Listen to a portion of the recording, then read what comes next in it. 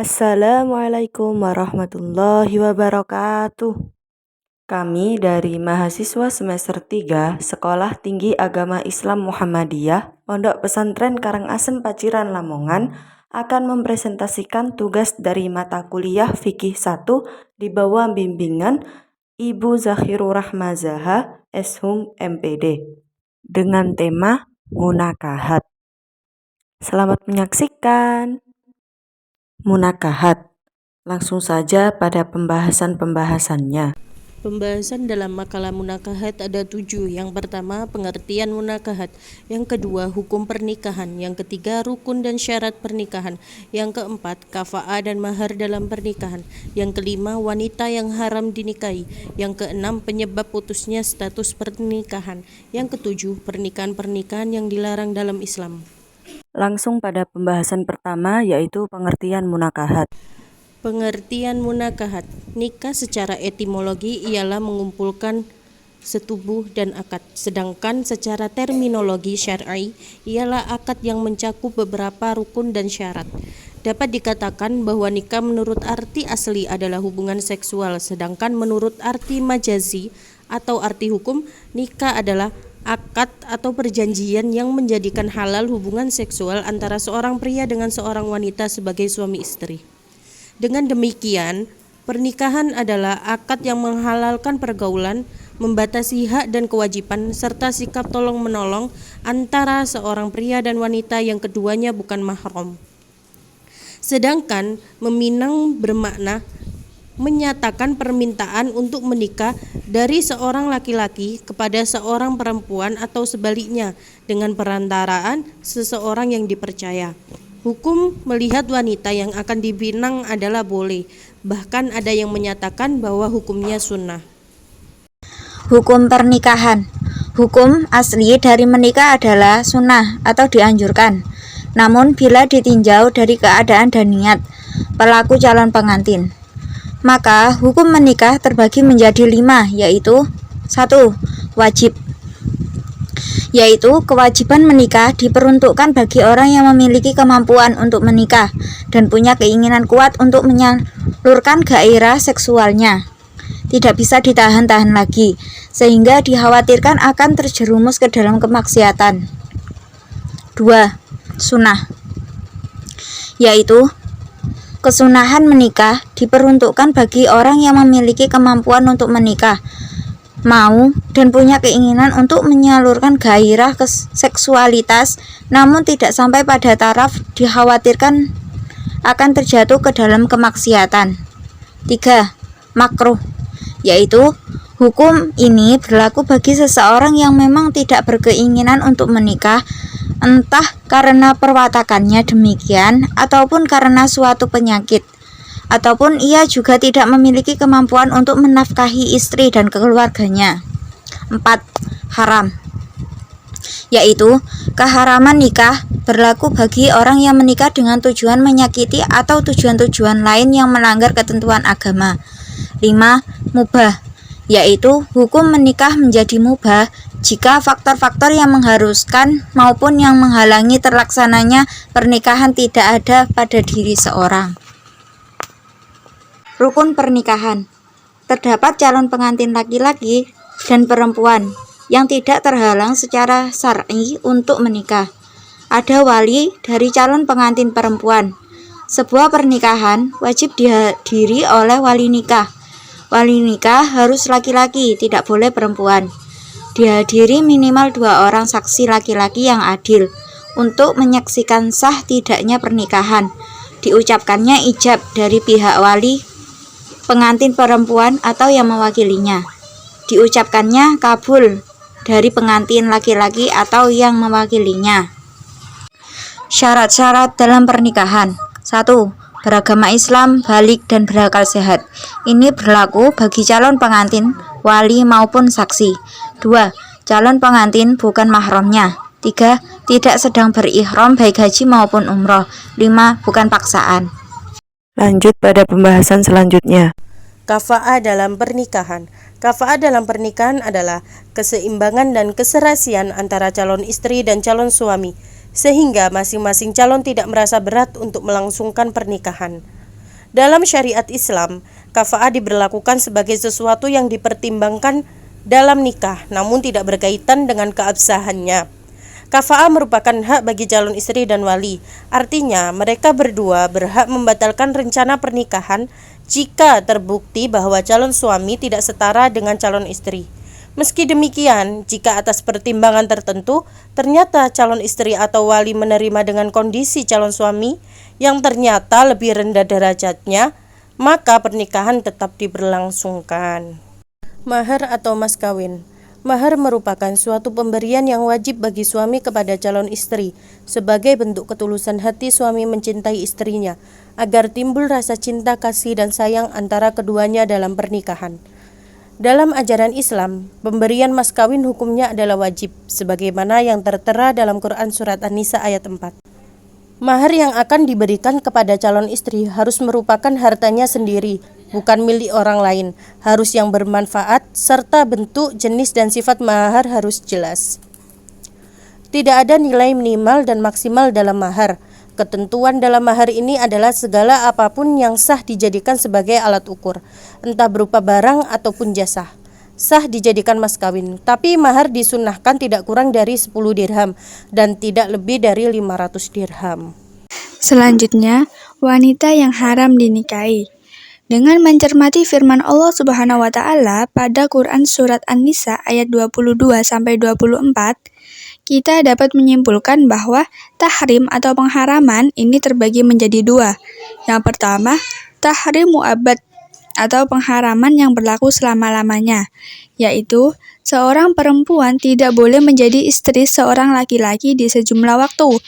Sebab-sebab tahrim mu'abbad atau pengharaman selama-lamanya ada 3. Pertama, karena nasab atau keturunan. Yang kedua, karena musahara, ikatan perkawinan. Dan yang ketiga, karena penyusuan. Yang kedua, tahrim mu'aqqad atau pengharaman yang bersifat sementara, yaitu jika nanti keadaan berubah, maka gugurlah tahrim tersebut dan dia menjadi halal untuk dinikahi. Sebab-sebab tahrim mu'aqqad diantaranya yaitu mengumpulkan dua wanita yang bersaudara, mengumpulkan seorang istri dengan bibinya baik dari pihak ayah maupun ibu, wanita yang masih menjadi istri orang lain, wanita yang sedang menjalani masa iddah, wanita yang dijatuhi talak 3, dan wanita pezina.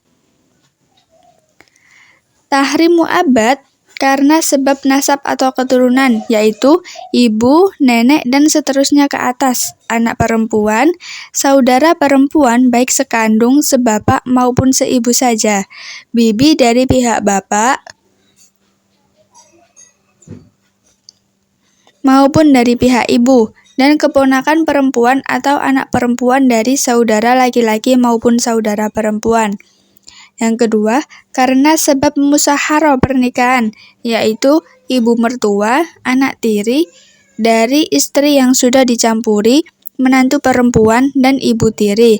Kemudian yang ketiga, karena sebab persusuan, yaitu ibu yang menyusui dan saudara perempuan sepersusuan. Sebab-sebab terputusnya status pernikahan, yaitu putusnya pernikahan yang diakibatkan oleh kematian adalah putusnya hukum-hukum pernikahan antara suami dan istri, beserta dengan hak dan kewajibannya, dikarenakan salah satu dari suami dan istri tersebut meninggal dunia. Yang kedua, perceraian.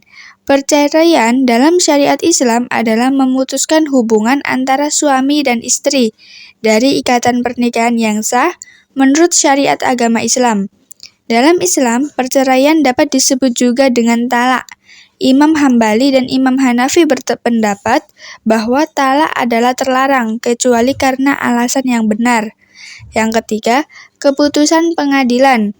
Apabila sepasang suami istri ingin bercerai, sudah selayaknya mereka pergi ke pengadilan agama yang kemudian pengadilan memutuskan mereka telah bercerai.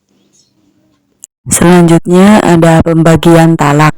Talak terbagi menjadi beberapa macam, yaitu yang pertama dilihat dari segi keadaan. Yang pertama ada talak sunni, yaitu talak yang dijatuhkan sesuai tuntutan sunnah. Talak ini dilakukan oleh suami saat istri berada dalam keadaan suci atau tidak bermasalah secara hukum syarok seperti haid dan selainnya. Yang kedua ada talak bid'ai, yaitu talak yang tidak memenuhi syarat talak sunni atau bertentangan dengan tuntunan sunnah, seperti suami yang menjatuhkan talak kepada istrinya yang sedang haid. Seluruh ulama telah sepakat menyatakan bahwa talak semacam ini hukumnya haram. Yang ketiga ada talak la sunni wala bid'ai, yaitu talak yang tidak termasuk dalam talak sunni dan talak bid'ai. Pembagian talak yang selanjutnya dilihat dari segi ketegasan. Yang pertama ada talak sarih, yaitu talak dengan mempergunakan kata-kata yang jelas dan tegas, dipahami sebagai pernyataan talak setelah diucapkan dan tidak diragukan. Contoh lafaz talak sarih, engkau saya talak sekarang juga. Yang kedua ada talak kinayah, yaitu talak dengan menggunakan kata-kata sindiran atau samar-samar. Talak ini memerlukan adanya niat pada diri suami. Contoh lafaz talak kinayah, keluarlah dari rumah ini sekarang juga, dengan catatan sang suami berniat menjatuhkan talak kepada sang istri. Selanjutnya pembagian talak dari segi kemungkinan untuk rujuk atau kembali bersama. Yang pertama ada talak raj'i, yaitu talak yang dijatuhkan oleh suami terhadap istrinya yang pernah dicampuri dan boleh rujuk atau kembali bersatu dalam masa iddah. Cara untuk kembalinya mantan istri kepada mantan suami tidak memerlukan akad nikah, mahar, dan persaksian. Selanjutnya, yang kedua ada talak bain, adalah talak yang tidak memberi hak rujuk bagi mantan suami kepada mantan istri. Apabila sesudah itu suami istri menginginkan untuk hidup berumah tangga kembali seperti semula, maka harus dilakukan akad baru dengan mahar baru dilengkapi dengan syarat dan rukun. Talak bain terbagi menjadi talak bain sughra atau kecil dan talak bain kubra atau besar. Yang pertama, talak bain sughra atau kecil, yaitu talak di mana suami tidak memiliki hak untuk rujuk pada istri kecuali dengan akad yang baru. Talak ini terjadi ketika 1. Talak sebelum pernah melakukan jima atau hubungan suami istri. Yang kedua, perceraian dengan jalan khulu, di mana istri menyerahkan harta sebagai kompensasi atas gugatan cerai yang ia lakukan, maka terhitung talak bain sughra menurut mayoritas ulama. Yang ketiga, bentuk perceraian yang lain seperti cerai dengan jalan i'la karena cacat ataupun doror karena bahaya. Yang kedua, talak bain kubara atau besar, yaitu talak yang jika dikeluarkan, pasangan tersebut tidak bisa bersatu lagi walaupun melalui proses nikah baru. Namun, jika ingin menikah ulang, sang istri harus menikah dengan orang lain terlebih dahulu, lalu kemudian cerai. Tetapi, hal ini tidak bisa dibuat main-main. Misalnya, menyuruh atau membayar seseorang untuk menikahi istri untuk sementara atau dalam jangka waktu tertentu. Pernikahan tersebut harus tidak boleh dibuat-buat dan juga harus terjadi jima antara mantan istri dan suami kedua. Namun, ada juga talak bain kubra yang tidak dapat rujuk atau kembali untuk selama-lamanya, yaitu apabila terjadi li'an dalam pernikahan tersebut. Li'an adalah ketika sang suami menuduh istrinya berzina dan memberikan kesaksiannya pada hakim serta bersumpah bahwa ia akan mendapat laknat jika ia berdusta. Pembahasan selanjutnya adalah pernikahan-pernikahan yang dilarang dalam Islam. Berikut ini adalah beberapa pernikahan yang dilarang dalam Islam. 1. Pernikahan beda agama. Islam sangat mengharamkan hal ini karena bertentangan dengan ajaran agama. Landasan hukumnya berdasar pada Quran Surah Al-Baqarah ayat 221. Yang kedua, pernikahan dengan lebih dari 4 wanita. Agama Islam mengenal istilah poligami untuk seorang suami yang memiliki lebih dari 1 istri di waktu yang bersamaan. Meski demikian, bukan berarti praktik poligami ini boleh dilakukan sembarangan. Justru, syarat berpoligami diatur dengan sangat ketat oleh hukum Islam. Salah satunya tidak boleh memiliki lebih dari 4 orang istri. Landasan hukumnya berdasar pada Quran Surah An-Nisa ayat 3. Yang ketiga ada nikah mut'ah atau kawin kontrak. Dalam terminologi bahasa Arab, mut'ah berasal dari kata mata'a mut'atan yang mengarah pada makna bersenang-senang dan memanfaatkan. Sedangkan secara etimologi maksudnya adalah seseorang menikahi seorang wanita dalam batas waktu tertentu dengan suatu pemberian padanya berupa harta, makanan, pakaian, atau yang lainnya. Jika masanya telah selesai, maka dengan sendirinya mereka berpisah tanpa adanya kata talak dan juga tanpa warisan. Para ulama telah sepakat atas keharaman pernikahan ini kecuali dari golongan Syiah. Yang keempat ada nikah syighor. Secara etimologis, kata syighor bermakna kekosongan, sesuatu yang kosong. Bentuk pernikahan ini dinamakan syighor sebab di dalamnya tidak ada penyerahan mahar. Nikah syighor yaitu seseorang menikahkan anak perempuannya dengan syarat orang yang menikahi anaknya tersebut juga menikahkan putri yang ia miliki dengannya. Baik pernikahan itu dengan memberikan mas kawin bagi keduanya maupun salah satu darinya saja atau tidak memberikan mas kawin sama sekali. Pernikahan semacam ini adalah rusak atau tidak sah dan haram menurut kesepakatan para ulama, baik yang maharnya disebutkan ataupun tidak. Landasan hukumnya berdasar pada salah satu hadis Nabi riwayat Muslim. Selanjutnya ada yang kelima, ada nikah tahlil. Secara etimologi, tahlil berakar dari kata halala yuhallilu tahlilan, yang berarti menghalalkan sesuatu yang haram.